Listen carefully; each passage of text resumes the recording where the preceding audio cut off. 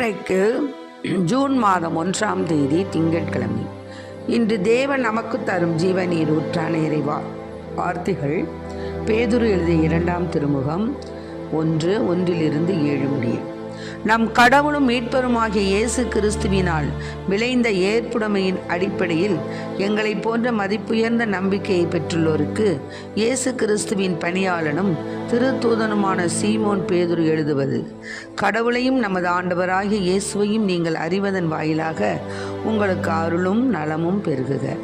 தம்முடைய மாட்சியாலும் ஆற்றலாலும் கடவுள் நம்மை அழைத்துள்ளார். அவரை அறிந்து கொள்வதன் மூலம் இறைப்பற்றுடன் வாழ்க்கை நடத்துவதற்கு தேவையான எல்லாவற்றையும் அவர் தம் இறை வல்லமையால் நமக்கு அருளியுள்ளார். தீய நாட்டத்தால் சீரழிந்துள்ள உலகை விட்டு விலகியோடி இறைத்தன்மையில் பங்கு பெறுங்கள். இதற்கென்றே கடவுள் நமக்கு உயர் மதிப்பிற்குரிய மேலான வாக்குறுதிகளை அளித்துள்ளார். இயேசு உன் பாதத்தில் அமர்ந்திடவே ஆசை நான் வளர்த்தேன் அருள்வாயே. இயேசு உன் பாதத்தில் அமர்ந்திடவே ஆசை நான் வளர்த்தேன் அருள்வாயே. இயேசு உன் பாதத்தில் அமர்ந்திடவே ஆசை நான் வளர்த்தேன் அருள்வாயே. இயேசு உன் பாதத்தில் அமர்ந்திடவே ஆசை நான் வளர்த்தேன் அருள்வாயே. காலமும் உனையே காண்பதற்கே காரிருள் நீக்கி அருள்வாயே.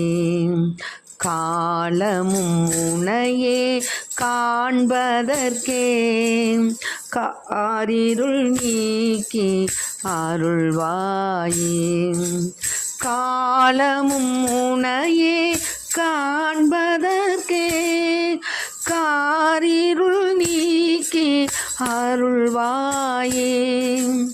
காலமும் உனையே காண்பதற்கே காரிருள் நீக்கி அருள்வாயே.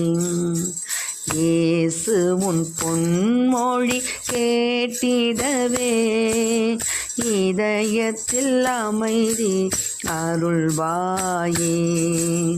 இயேசு உன் பொன்மொழி கேட்டிடவே இதயத்தில் அமைதி அருள்வாயே. இயேசு உன் பொன்மொழி கேட்டிடவே இதயத்தில் அமைதி அருள்வாயே. இயேசு உன் பொன்மொழி கேட்டிடவே இதயத்தில் அமைதி அருள்வாயே. இயேசு உன் பாதத்தில் அமர்ந்திடவே ஆசை நான் வளர்த்தேன் அருள்வாயே. இன்றைக்கு நம் தேவன் தரும் ஜீவநீர் ஊற்றான இறை வார்த்தைகளை கேட்டோம். அதாவது இயேசு கிறிஸ்துவையும் கடவுளையும் நமது ஆண்டவராகிய இயேசு கிறிஸ்துவையும் நீங்கள் அறிவதன் வாயிலாக நமக்கு என்ன கிடைக்குது? அருள் கிடைக்குது, நலம் கிடைக்குது. ஆக அத்தகைய அருளும் நலமும் பெற்ற பேதுரு என்ன சொல்கிறாருன்னா, தம்முடைய மாட்சியாலும் ஆற்றலாலும் தான் கடவுள் நம்மளை அழைச்சிருக்காருப்பா. சும்மா ஒன்றும் அவர் நம்மளை கூப்பிடலை. அவரை அறிந்து கொள்வதன் மூலம் இறைப்பற்றுடன் வாழ்க்கை நடத்துவதற்கு தேவையான பாருங்கள், அவரை அறிந்து நடக்கிறதுனால நாம் எப்படி நமக்கு என்னென்ன கிடைக்குது பாருங்கள். இறைப்பற்றுடன் வாழ்க்கை நடத்துவதற்கு தேவையான எல்லாவற்றையும் அவர் தம் இறை வல்லமையால் நமக்கு அருளியுள்ளார். ஆக தேவன் நமக்கு இறைப்பற்றுடன் நாம் வாழ்வதற்கு தேவையான இறை வல்லமையை நமக்கு கொடுத்துருக்கார். அதனால் தீய நாட்டத்தால் சீரழிந்துள்ள உலகை விட்டு விலகி ஓடி இறை தன்மையில் நம்ம பங்கு பெறணும். இதுக்காக தான் கடவுள் நமக்கு உயர் மதிப்புக்குரிய மேலான வாக்குறுதிகள் நமக்கு கொடுத்துருக்காரு. அதனால் நாம் என்ன செய்யணும்? நம்பிக்கையோடு நற்பண்பு, நற்பண்போடு அறிவு, அறிவோடு தன்னடக்கம், தன்னடக்கத்தோடு மன உறுதி, மன உறுதியோடு இறைப்பற்று, இறைப்பற்றோடு மட்டும் இல்லை, அது சகோதர பற்றோடையும் நேயத்தோடையும் சகோதர நேயத்தோடு அன்பு கொண்டும் விளங்குமாறு நம்ம என்ன செய்யணுங்கிறாரு? முழு ஆர்வத்தோடு நம்ம வாழ்க்கையை நடத்தணும் அப்படின்னு சொல்கிறார்.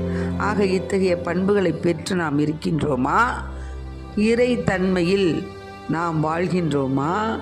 இறை வல்லமையில் நாம் நம்பிக்கை வைத்திருக்கின்றோமா? சிந்திப்போம். அதற்காக இறைவனிடம் வரம் கேட்போம். ஆமேன். Praise the Lord. மரியே வாழ்க.